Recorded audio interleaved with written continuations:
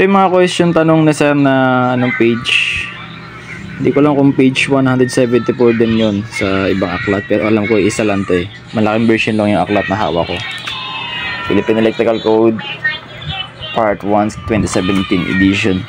Meron ng bago eh. So sir, ito yung article 3.10.26B16.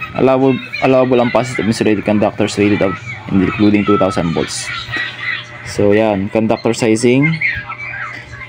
Yung hindi familiar sa mm square, pag-aralan din yan.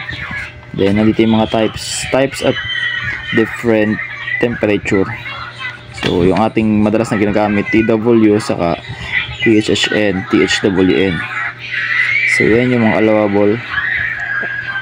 allowable amperages nya. So sa copper, aluminum or copper clad aluminum. Yan. Mas marami pa tong table na to.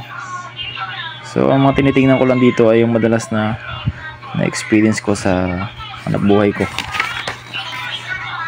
Yan, hindi ko na masyadong nababasa yan. Tulad nito, ito, nickel or nickel coated copper. Hindi ko alam kung kailan na makagawa yan. Yan.